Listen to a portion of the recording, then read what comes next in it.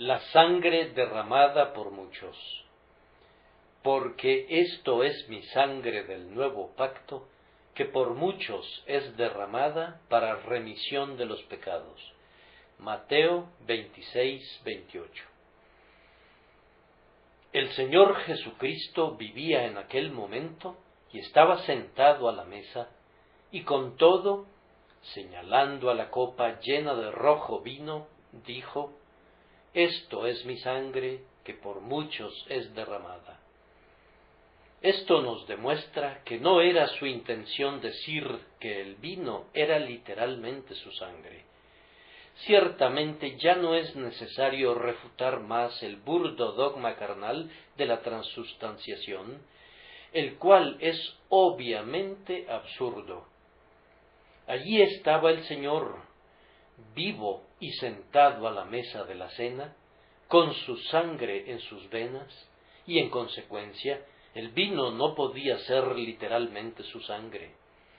Debe valorarse el símbolo, pero confundirlo con la cosa simbolizada llevaría a la adoración idolátrica de un trozo de pan.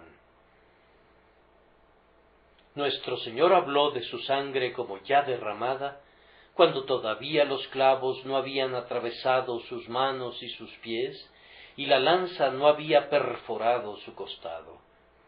No ha de explicarse esto por el hecho de que nuestro Señor estaba tan ocupado pensando en nuestra redención por su muerte, que hablaba de lo que estaba resuelto a realizar como algo ya consumado. Como disfrutaba de una amorosa comunión con sus discípulos escogidos, hablaba libremente. Su corazón no consideró tanto la precisión como el sentimiento. Y así, tanto en las palabras como en el sentimiento, anticipó la fecha de su grandiosa obra de expiación y habló de ella como algo ya realizado.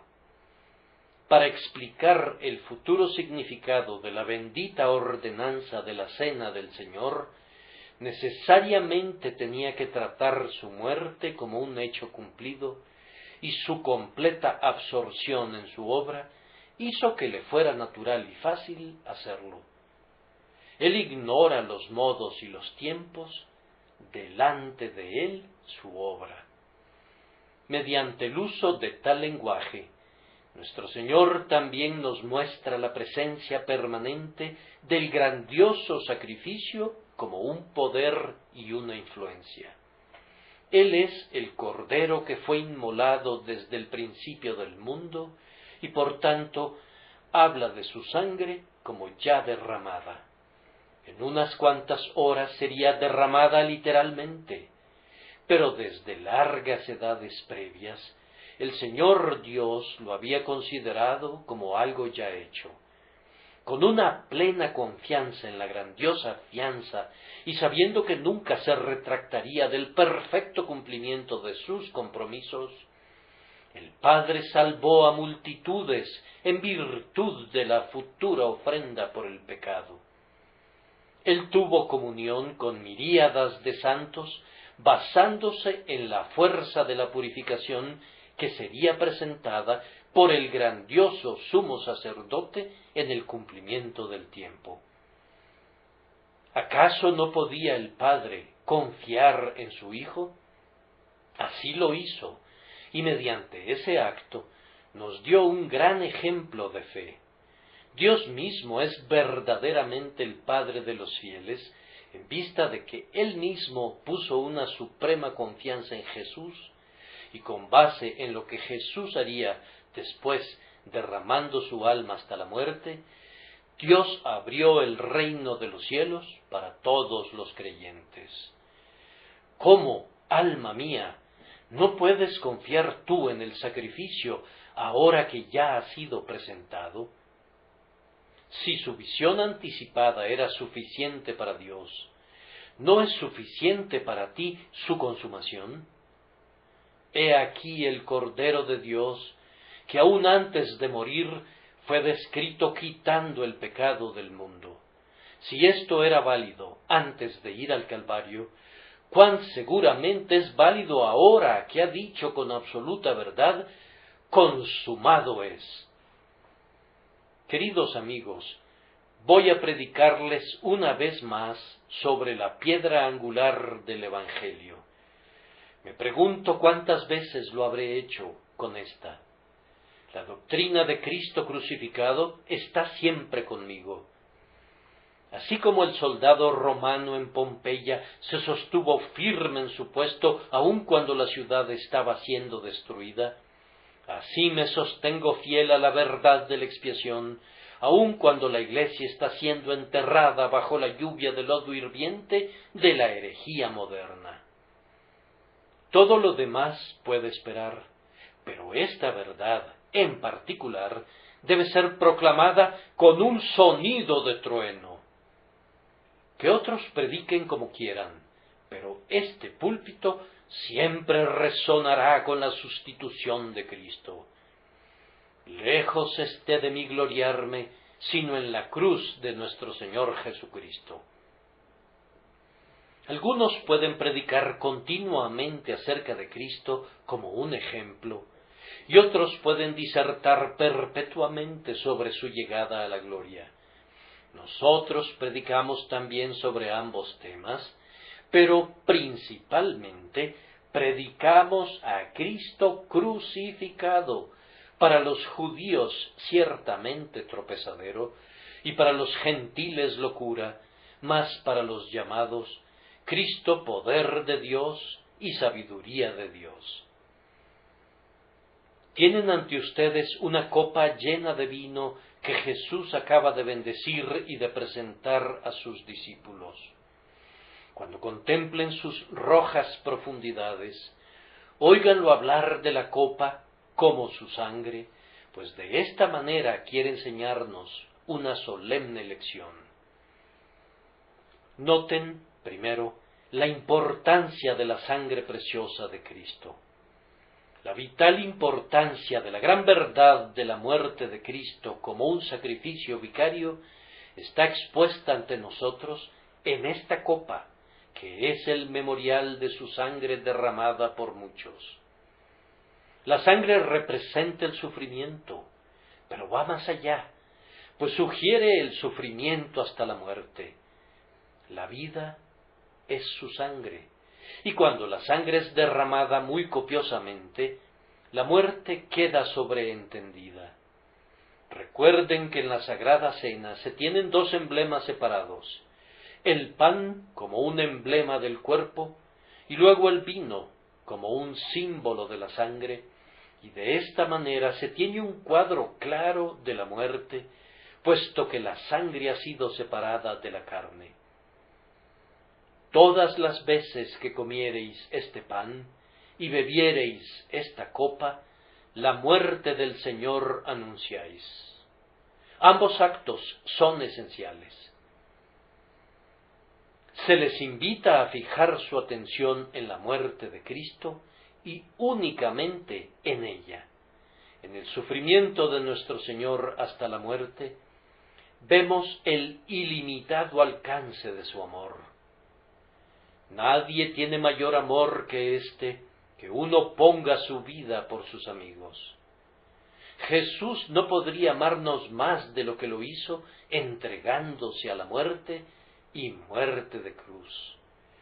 Oh Señor mío, en tu sudor sangriento y en la perforación de tus manos y pies y costado, veo la prueba más sublime de tu amor. En todo ello veo que Jesús me amó y se entregó a sí mismo por mí. Amados, yo les ruego que consideren frecuente y amorosamente los sufrimientos de su Redentor hasta el derramamiento de la sangre de su corazón. Acompáñenlo a Getsemaní, y de ahí a la casa de Caifás y de Anás, y después al pretorio de Pilato y al lugar del escarnio de Herodes. Contemplen a su Señor bajo los crueles azotes y en las manos de los verdugos en el monte de la afrenta. No olviden ni una sola de las aflicciones que fueron mezcladas en la amarga copa de su crucifixión. Su dolor, su escarnio, su vergüenza. Fue una muerte reservada para esclavos y criminales, para que sus profundos abismos fueran absolutamente sin fondo. Fue desamparado incluso por su Dios. Deja que la oscuridad de Eloi, Eloi, lama sabactani, oprima tu espíritu hasta que al hundirte en el sobrecogimiento, te eleves también en amor. Él te amó más que a sí mismo. La copa significa amor hasta derramar su sangre por ti. Significa algo más. En nuestro himno llamamos a nuestro Señor dador de vida para vida, y eso es lo que esta copa significa. Entregó su vida para que nosotros viviéramos. Ocupó nuestro lugar y nuestra condición en el día de la ira de Jehová, recibiendo en su pecho el golpe de la espada de fuego que había sido desenvainada para nuestra destrucción. El derramamiento de su sangre hizo nuestra paz con Dios. Jehová convirtió el alma de su unigénito en una ofrenda por el pecado, para que el culpable fuera absuelto. Al que no conoció pecado, por nosotros lo hizo pecado, para que nosotros fuésemos hechos justicia de Dios en él. Eso es lo que significa el vino en la copa. Significa la muerte de Jesús en lugar nuestro. Significa la sangre derramada del corazón del Dios encarnado para que podamos tener comunión con Dios, habiendo expiado por su muerte el pecado que nos separaba de Él. Nuestro bendito Salvador quiere que tengamos en gran reverencia su muerte. Ha de ser nuestro principal recuerdo. Ambos emblemas de la Cena del Señor exponen la muerte del Salvador. Esta ordenanza peculiarmente cristiana enseña eso primordialmente. La muerte de Cristo en favor de los hombres es la gran doctrina de la Iglesia. Nosotros profesamos ser partícipes del mérito de su muerte cuando nos acercamos a esta mesa. La muerte de nuestro Señor es recordada entonces, es mostrada, es declarada, es atestiguada y confiamos en ella. Evidentemente el Señor Jesús quiere que tratemos el hecho de su muerte como una verdad que debe recibir de manera preeminente la prominencia. Él no habría instituido especialmente una ordenanza para recordarnos el derramamiento de su sangre si no hubiera considerado que era algo primordial en toda su carrera terrenal. La otra ordenanza de nuestra santa fe también declara la muerte de nuestro Señor. ¿No somos sepultados juntamente con Él para muerte en el bautismo? ¿No es el bautismo un emblema de su inmersión en las olas de la aflicción y de la muerte? El bautismo nos muestra esa participación en el sufrimiento de Cristo por la cual comenzamos a vivir. La cena del Señor nos muestra esa participación en el sufrimiento de Cristo por la cual esa vida es sustentada. Ambas instituciones apuntan a su muerte. Además, amados, sabemos por la Santa Escritura que esta doctrina de la muerte de Cristo es la propia esencia del cristianismo. Si dejaran fuera a la cruz, habrían eliminado la religión de Jesús. La expiación por la sangre de Jesús no es un brazo de la verdad cristiana, es su corazón, tal como el Señor dijo respecto del animal, su vida que es su sangre, lo mismo es válido respecto del Evangelio. La muerte sacrificial de Jesús es el punto vital de nuestra profesión. Sin la sangre de Cristo no sé nada acerca del cristianismo. Ninguna enseñanza que arroje a la cruz al trasfondo es saludable. El otro día, cuando indagaba acerca de la condición de una cierta congregación, mi informante me decía que había habido pocas adiciones a la iglesia, a pesar de que el ministro era un hombre hábil y diligente. Más adelante me hizo saber la razón de su fracaso, pues agregó: yo he asistido allí durante varios años, y en todo ese tiempo no recuerdo haber oído ningún sermón sobre el sacrificio de Cristo. No niega la expiación, pero la deja fuera. Si esto es así, ¿qué pasará con las iglesias? Si la luz de la expiación es colocada bajo un almud, densas serán las tinieblas. Al omitir a la cruz, habrán cortado el tendón de Aquiles de la iglesia. Cuando ese tendón desaparece, no puede moverse y ni siquiera puede ponerse de pie. La obra santa rueda al suelo, languidece y perece cuando se suprime la sangre de Jesús. Más que nunca la cruz tiene que ser puesta al frente por los fieles, porque los infieles son muchos. Esforcémonos por enmendar la deshonra hecha a nuestro divino Maestro por quienes niegan o infaman su sacrificio vicario. Permanezcamos fieles a esta fe, aunque otros vacilen, y prediquemos a Cristo crucificado, aunque todos los demás se abstengan. Gracia, misericordia y paz sean para todos los que exaltan a Cristo crucificado. Esta conmemoración de la muerte de Cristo tiene que ser una conmemoración constante. La Cena del Señor tenía el propósito de ser una fiesta frecuente de compañerismo. La Iglesia comete un terrible error cuando la comunión tiene lugar una sola vez al año, una vez cada trimestre del año, y no puedo recordar ninguna escritura que justifique el hacerlo una vez al mes. Yo no me sentiría satisfecho sin partir el pan cada día domingo. Me ha tocado hacerlo incluso con más frecuencia que una vez a la semana, pues ha sido mi deleite partir el pan con muchos grupitos de amigos cristianos. Siempre que se celebra esta cena, declaramos que Cristo murió por nuestros pecados, conforme a las Escrituras. No podemos pensar en esa muerte con demasiada frecuencia. Nadie fue culpado jamás en el cielo por predicar demasiado sobre Cristo. No, tampoco se les ha mencionado demasiado la cruz a los hijos de los hombres en la tierra. Las personas ajenas a esto podrían decir: este hombre solo toca una cuerda del arpa. ¿Te asombras?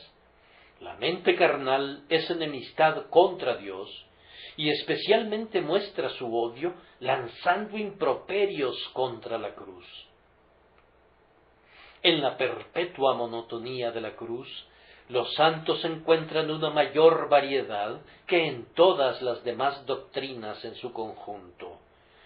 Prediquen a Cristo, y a Cristo, y a Cristo, y a Cristo, y nada más que a Cristo, y los oídos que han sido abiertos encontrarán en su ministerio una maravillosa armonía de dulzuras concatenadas, una encantadora perfección de todo tipo de deliciosas voces. Todas las buenas cosas están dentro del ámbito de la cruz. Sus brazos extendidos sombrean todo el mundo del pensamiento. La cruz proyecta una santa influencia desde el este hasta el oeste.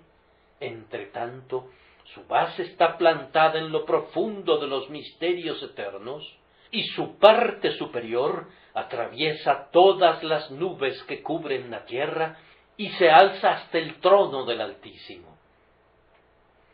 Cristo es alzado sobre la cruz para poder atraer a Él a todos los hombres, y si nosotros deseamos atraerlos, ese debe ser nuestro imán. Amados, tenemos que mantener a la sangre preciosa de Cristo en un recuerdo vivo. Hay para mí algo sumamente familiar en esa copa llena del fruto de la vid. El pan de la cena es el pan de nuestro alimento común, y el vino es el usual acompañante de las fiestas. Yo bebo con mi amigo esa misma sangre pura de la uva que es puesta sobre nuestra mesa sacramental. Miren esas gotas rojizas, de color rubí, que aluden a la sangre misma de su Señor.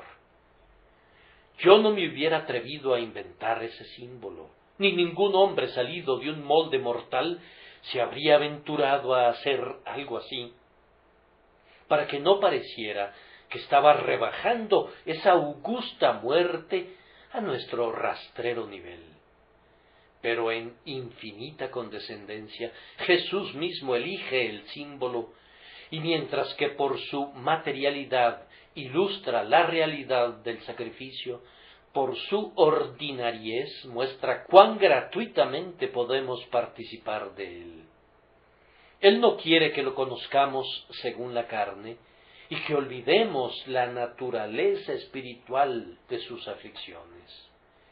Con todo, quiere que sepamos que tenía un cuerpo real cuando se desangró y que murió una muerte real y que su cuerpo tenía que ser enterrado, y por ello simboliza su sangre no por medio de una fantasía etérea o de un signo místico, sino por medio del vino común en la copa.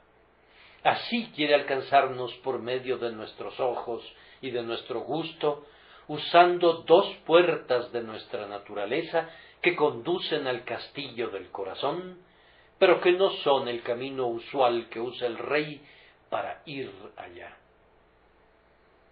Oh bendito Maestro, te encargas de enseñarnos tan enérgicamente, entonces debemos estar impresionados con la realidad de la lección, y no debemos tratar nunca tu pasión como una cosa del sentimiento, ni convertirla en un mito, ni verla como un sueño de la poesía.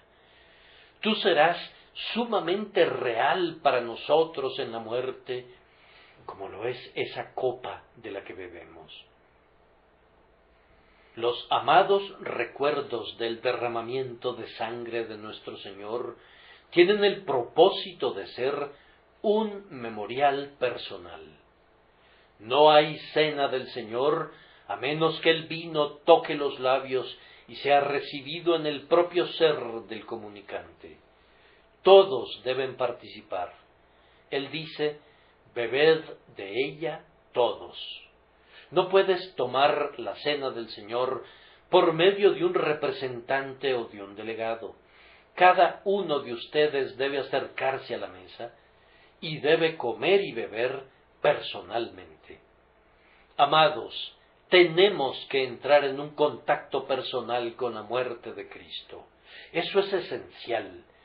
Cada uno de nosotros debe decir: Él me amó a mí y se entregó por mí. Tienes que ser lavado personalmente en su sangre. Tienes que ser reconciliado personalmente con Dios por medio de su sangre.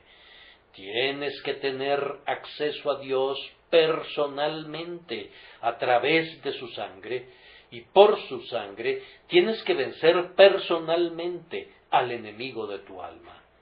Así como la propia puerta del israelita debía ser embadurnada con la sangre del Cordero Pascual, así debes participar individualmente del verdadero sacrificio, y cada uno debe conocer por sí mismo el poder de su redención. Como es algo personal, es un hecho encantador que sea una conmemoración feliz.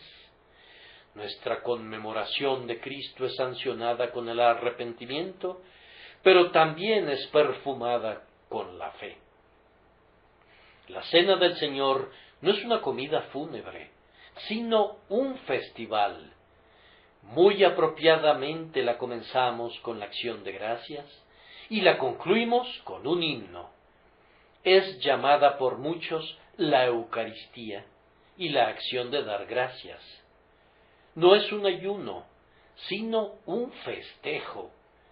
Mis momentos más felices son los que paso con el Rey junto a su mesa, cuando su estandarte sobre mí es el amor. La muerte de Cristo es un manantial de solemne gozo. Antes que nuestro grandioso sacrificio muriera, el mejor símbolo de su muerte era la sangre de los toros y de las cabras. Vean cómo se retuercen las víctimas en la muerte. El cuchillo sacrificial hace una obra terrible al pie del altar. Es difícil estar allí y ver cómo se desangran las criaturas. Después que ocurrió la muerte de nuestro Señor, la sangre de los animales ya no era el tipo, sino que era la sangre de la uva. Aquello que era terrible en perspectiva es gozoso en el recuerdo. Aquello que era sangre al ser derramada es vino al ser recibido. Provino de él con una herida, pero nos llega con una bendición. Su sangre es nuestro cántico en la casa de nuestra peregrinación, y agregará la mejor música a nuestras armonías celestiales cuando cantemos delante del trono al que nos amó y nos lavó de nuestros pecados con su sangre. A él sea gloria e imperio por los siglos de los siglos.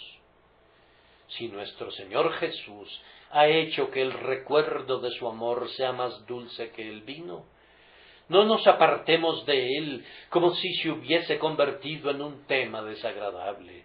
Debemos encontrar en la cruz nuestros placeres más selectos.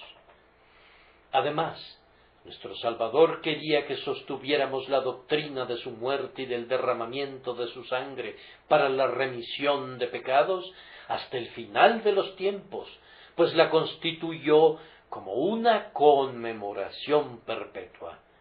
Bebemos esta copa hasta que Él venga. Si el Señor Jesús hubiera previsto con aprobación los cambios en el pensamiento religioso que serían introducidos por la creciente cultura, Él habría arreglado seguramente un cambio de símbolos que se adecuara al cambio de doctrinas. ¿Acaso no nos habría advertido que hacia el final del siglo XIX los hombres se volverían tan ilustrados que la fe de la cristiandad tendría necesariamente que tomar una nueva ruta y por tanto habría señalado un cambio de los memoriales sacramentales? Pero Él no nos ha advertido de la llegada de esos hombres eminentemente grandes y sabios que han cambiado todas las cosas y que han abolido las verdades pasadas de moda por las que murieron los mártires.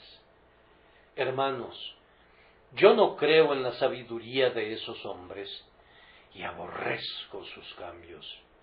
Pero si hubiese habido alguna base para tales cambios, la Cena del Señor no habría sido establecida como una obligación perpetua. La perpetuidad de las ordenanzas indica una perpetuidad de la doctrina. Pero oigan hablar a los modernos. Los apóstoles, los padres, los puritanos fueron hombres excelentes, sin duda. Pero entonces, vean, todos ellos vivieron antes del surgimiento de esos maravillosos científicos que nos han ilustrado tanto. Permítanme repetir lo que ya he dicho. Si hubiéramos llegado a un nuevo punto en cuanto a la fe, ¿No habríamos llegado a un punto nuevo en cuanto a las ordenanzas en las que esas creencias están encarnadas? Yo creo que sí. La intención evidente de Cristo al darnos ordenanzas establecidas, y especialmente al establecer esta que conmemora tan claramente el derramamiento de su sangre, era que supiéramos que la verdad de su sacrificio está fijada y dirimida para siempre, y debe permanecer siendo la esencia de su evangelio de manera inmutable. Ni 19 siglos, ni 19.000 siglos podrían generar la más mínima diferencia en esta verdad, ni en la relativa proporción de esta verdad en cuanto a otras verdades, en tanto que dure esta dispensación. Hasta que Él venga una segunda vez sin una ofrenda por el pecado para salvación, la grandiosa obra de su primera venida tiene que ser mantenida de manera primordial y por sobre todo en toda nuestra enseñanza, en nuestra confianza y en nuestro testimonio. Así como en el hemisferio austral la cruz es la guía del marinero, así, bajo todos los cielos, la muerte de nuestro Redentor es la estrella polar de nuestra esperanza en el mar de la vida. En la vida y en la muerte nos gloriaremos en la cruz de Cristo y nunca nos avergonzaremos de ella, estemos donde estemos. En segundo lugar, noten bien la conexión de la sangre de Cristo con el pacto. Lean el texto de nuevo.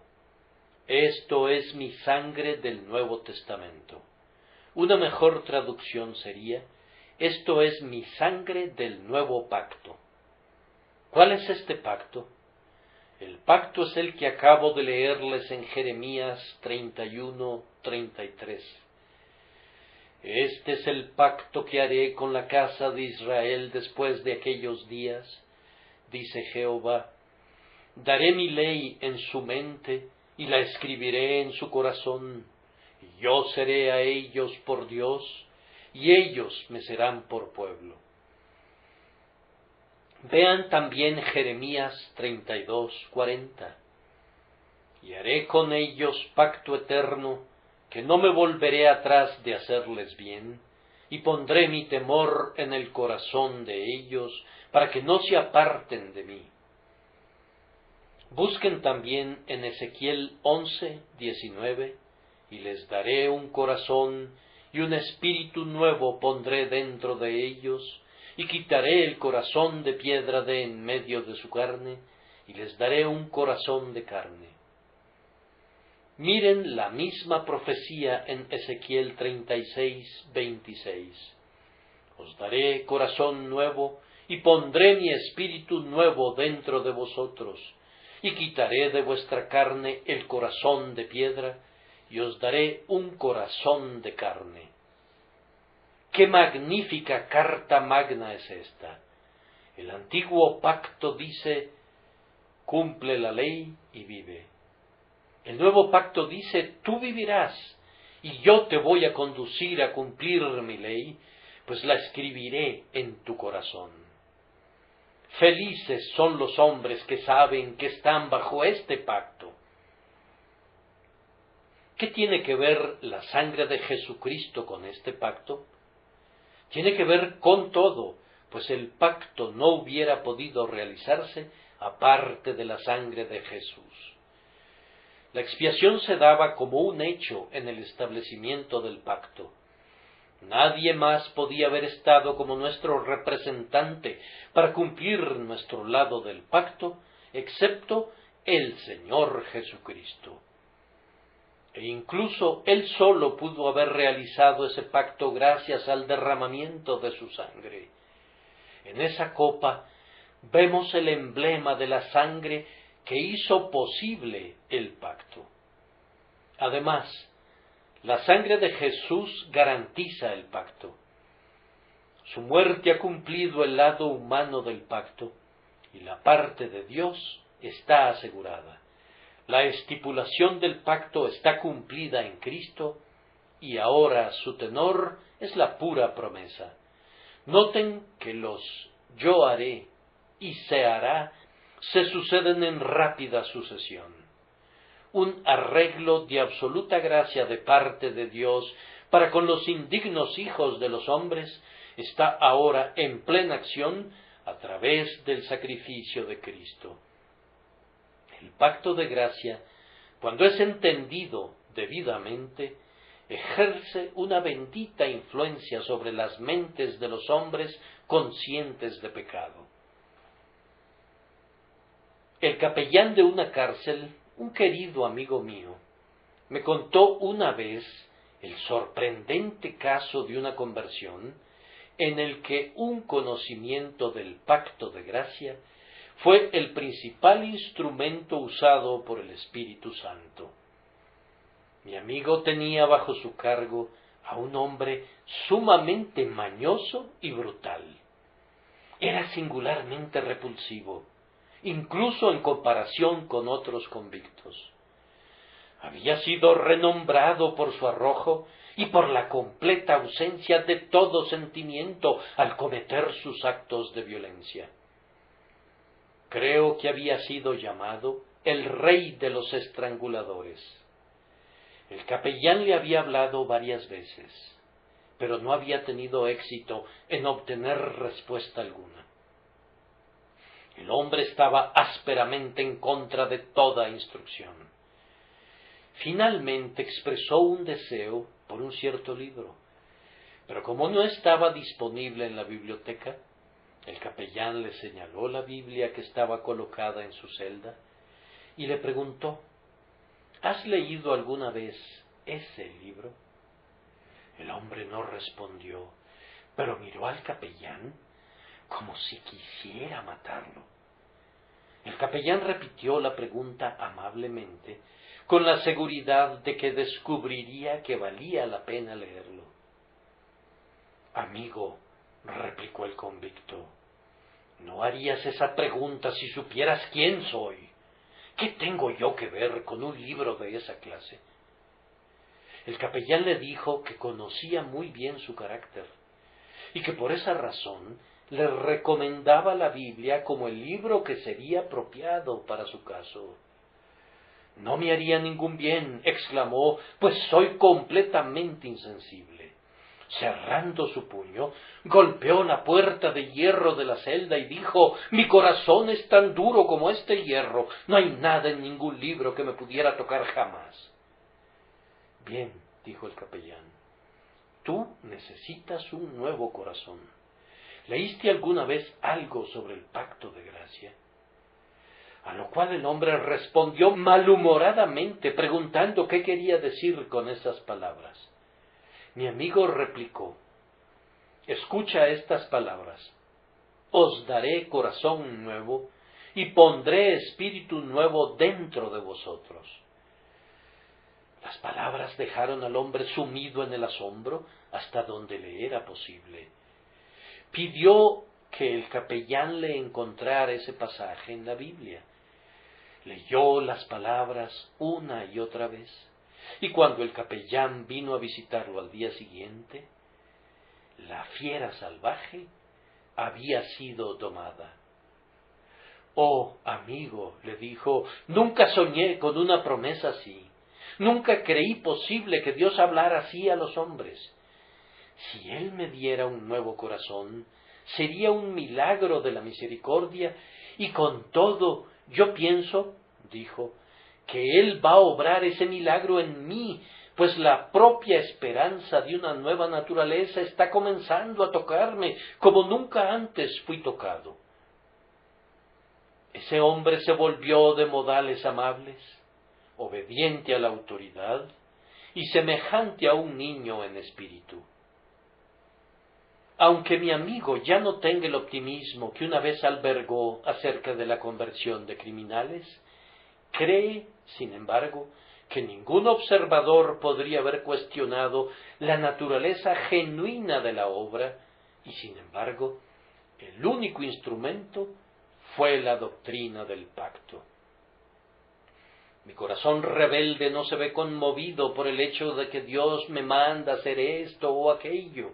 Pero cuando Él declara que alguien es libre y es plenamente perdonado, y además le promete amor y favor y una naturaleza renovada, entonces me siento quebrantado.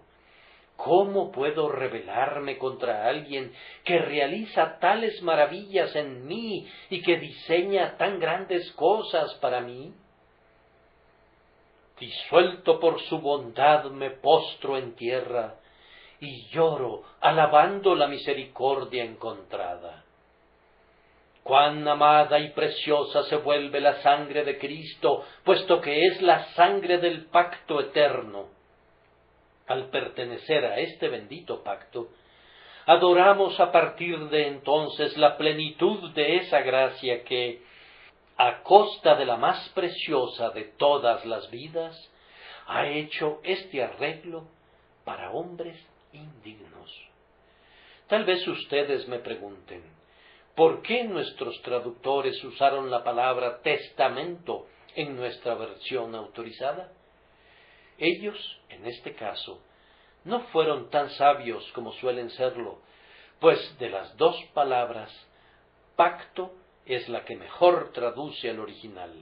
Con todo, la idea de un testamento está incluida también allí. El original podría significar cualquiera de las dos cosas. La palabra convenio, que ha caído en desuso en nuestros días, fue empleada a menudo por nuestros antecesores calvinistas cuando hablaban de la eterna alianza de gracia. La palabra convenio podría significar tanto pacto como testamento. Hay un pacto de gracia, pero como la estipulación del pacto es cumplida por nuestro Señor Jesús, el arreglo se convierte virtualmente en un testamento a través del cual, por la voluntad de Dios, se aseguran incontables bendiciones para los herederos de la salvación. La sangre de Jesús es el sello del pacto y transforma sus bendiciones en legados de amor transmitidos a los creyentes. El convenio o arreglo por el cual Dios puede ser justo y, sin embargo, ser el justificador de los impíos y por el cual puede tratar con los creyentes no sobre los términos de la ley, sino sobre los términos de la pura gracia, es establecido por el sacrificio de nuestro Señor. Oh hermanos míos, como personas bajo el pacto de Dios, beban de la copa con gozo y renueven su compromiso con el Señor su Dios. Un tercer punto surge muy manifiestamente en el texto. La sangre tiene una íntima conexión con la remisión. El texto dice, «Esto es mi sangre del nuevo pacto, que por muchos es derramada para remisión de los pecados». Al sufrir, desangrarse y morir, Jesús ha procurado para los pecadores el perdón de sus pecados. ¿De cuáles pecados? De todos los pecados, de toda clase y tipo, sin importar cuán atroces, agravados y multiplicados sean. La sangre del pacto quita todo pecado, sea cual sea. No ha habido nunca ningún pecado confesado con fe y llevado a Cristo que hubiere desconcertado a su poder de limpiarlo. Esta fuente nunca ha sido probada en vano. Asesinos, ladrones, mentirosos, adúlteros y no sé qué otras cosas más han venido a Jesús a través de la penitencia y de la fe, y sus pecados han sido quitados por medio del mérito de su sacrificio. ¿De qué naturaleza es la remisión? Es un perdón libremente otorgado que actúa inmediatamente y que permanece para siempre, de tal manera que no hay temor de que la culpa pueda volver a ser imputada a quien ya ha sido perdonado. Nuestros pecados son borrados por medio de la sangre preciosa, son arrojados en las profundidades del mar y son alejados de nosotros cuanto está lejos el oriente del occidente. Nuestros pecados cesan de existir. Se les ha puesto un término. No pueden ser imputados en contra nuestra jamás. Sí, escúchalo, escúchalo, oh vasta tierra. Que las alegres nuevas sobresalten a los más tenebrosos escondrijos de la infamia. Hay remisión absoluta de pecados. La sangre preciosa de Cristo limpia de todo pecado, sí, cambia el color escarlata en una blancura que sobrepasa a la blancura de la nieve recién caída. Es una blancura que nunca puede ser manchada. Habiendo sido lavado por Jesús, el más negro de los pecadores se presenta sin mancha ante el tribunal del juez que todo lo ve. ¿Cómo es que la sangre de Jesús efectúa eso? El secreto radica en el carácter vicario o sustitutivo del sufrimiento y de la muerte de nuestro Señor.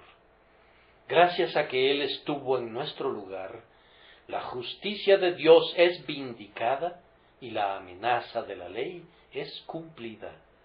Ahora es justo que Dios perdone el pecado.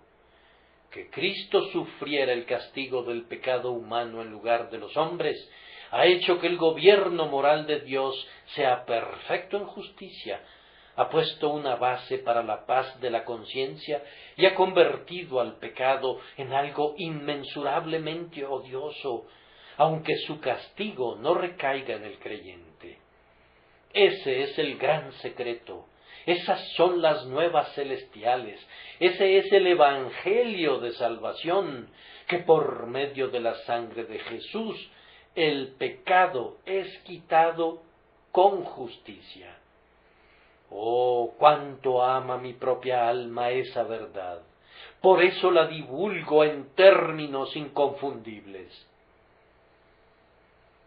¿Y con qué propósito es garantizada esta remisión de pecados?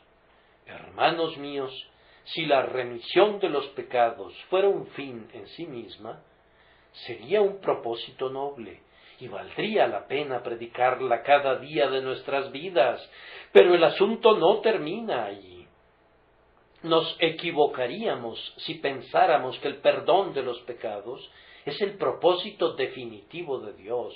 No es sino un comienzo, un medio para un propósito posterior. Él perdona nuestros pecados con el designio de curar nuestra pecaminosidad. Somos perdonados para que nos volvamos santos.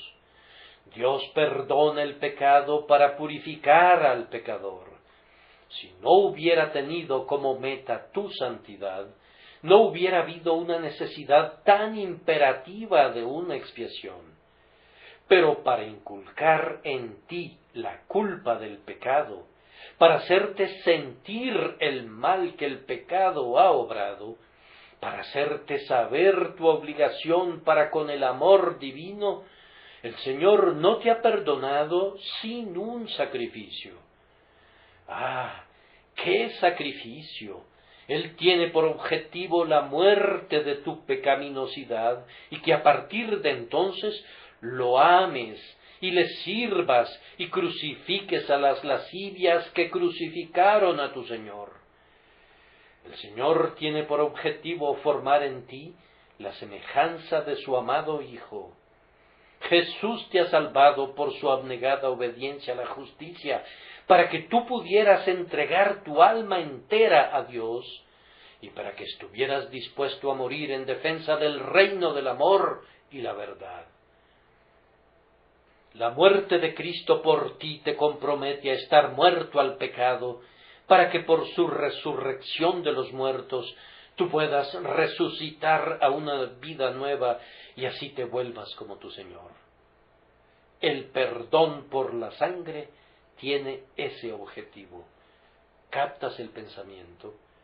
Si tú crees en el Señor Jesucristo, el propósito de Dios es hacerte semejante al primogénito entre muchos hermanos y obrar en ti todo lo que sea adecuado y de buen nombre.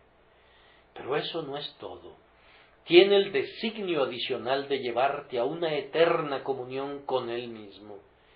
Él te está santificando para que puedas contemplar su rostro y para que seas apto para ser un compañero de su unigénito Hijo a lo largo de toda la eternidad.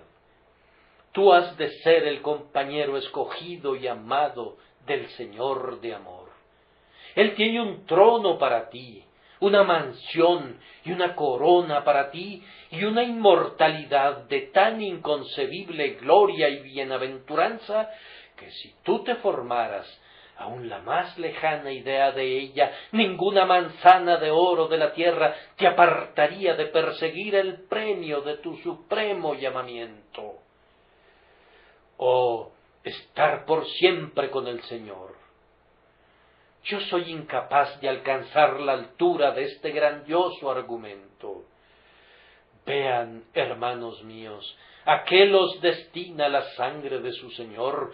Oh, alma mía, bendice a Dios por esa copa especial que te recuerda el grandioso sacrificio y que te profetiza tu gloria a la diestra de Dios por siempre.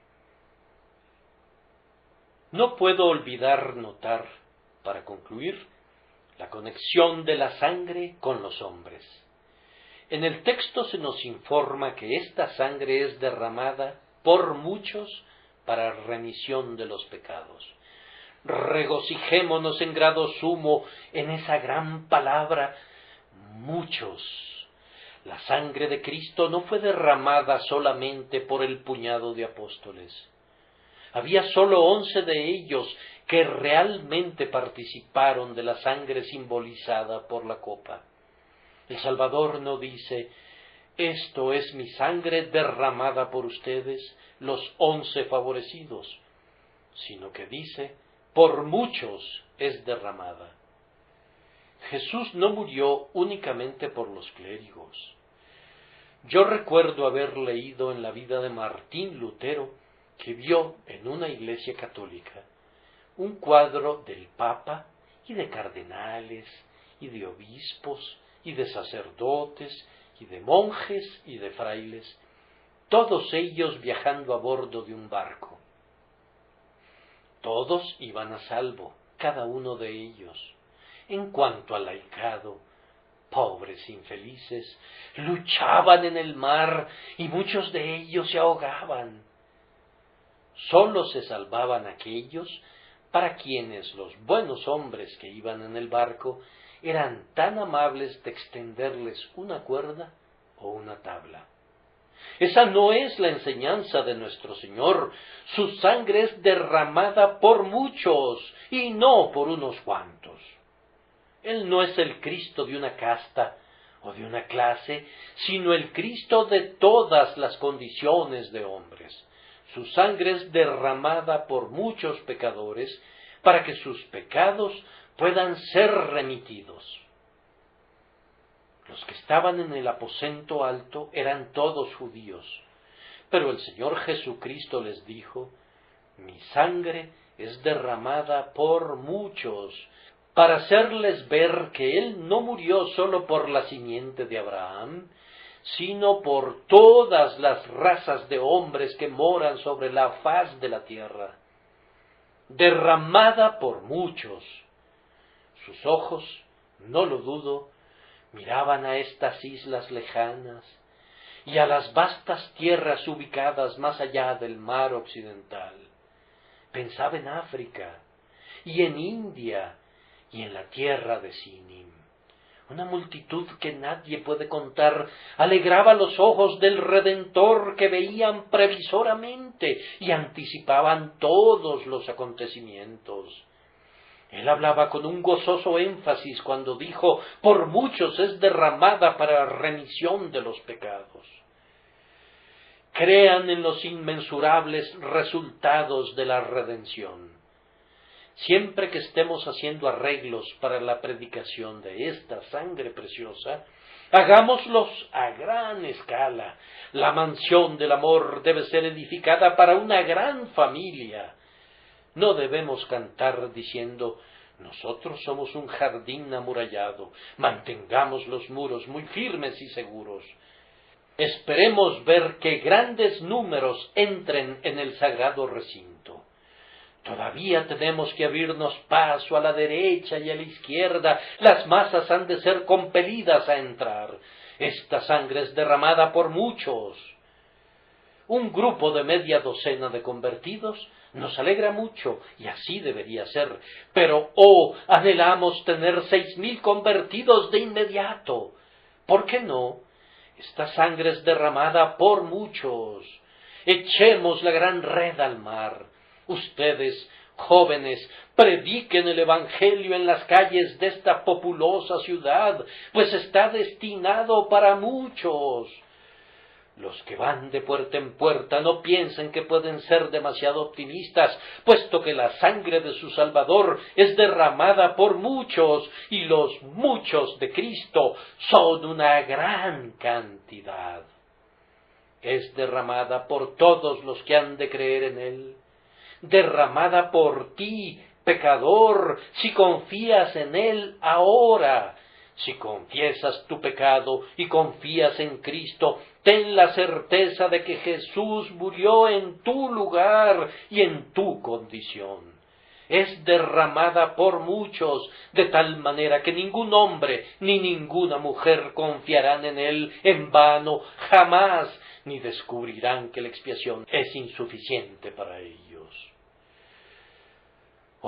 Pidamos tener una magnánima fe para que mediante un esfuerzo santo alarguemos nuestras cuerdas y reforcemos nuestras estacas, esperando ver que la casa de nuestro Señor se llene de gente. Verá el fruto de la aflicción de su alma y quedará satisfecho. Por su conocimiento justificará mi siervo justo a muchos y llevará las iniquidades de ellos. Reflexionen en esa palabra, muchos, lo cual ha de fortalecerlos para labores de largo alcance. Ahora noten la conexión de la sangre con nosotros mismos. Querido oyente, ¿estás tú entre los muchos? ¿Por qué no estás? Que su gracia te conduzca a confiar en Él y que no dudes que estás entre los muchos. Dices tú, para eso estoy oyendo. ¿Cómo puedo participar en el efecto de este sacrificio? ¿Ves esa copa de vino que pongo ante ti precisamente ahora? ¿Cómo has de disfrutar este vino que llena la copa? ¿Cómo han de ser tuyas sus rojizas gotas? El asunto es muy sencillo. Me parece que te veo tomar el cáliz en tu mano y llevártelo a la boca. Bebes y el acto está consumado. No es ningún misterio. El pan es nuestro al comerlo y el vino es nuestro al beberlo. Cristo es nuestro cuando lo recibimos. El mérito de su sangre preciosa se vuelve nuestro mediante esa simple fe infantil que acepta que Jesús es nuestro todo. Decimos, aquí está, creo en ello, lo tomo, lo acepto como mío. Es tuyo, nadie puede quitarte lo que acabas de comer y beber. Cristo es tuyo para siempre si lo recibes en tu corazón. Si tienes alguna pregunta referente a si has bebido, yo te diré cómo resolverla. Bebe de nuevo. Si has estado comiendo y has olvidado realmente si comiste o no, tales cosas les ocurren a hombres ocupados que solo comen un poco. Si, repito, quisieras estar seguro de que has comido, come de nuevo.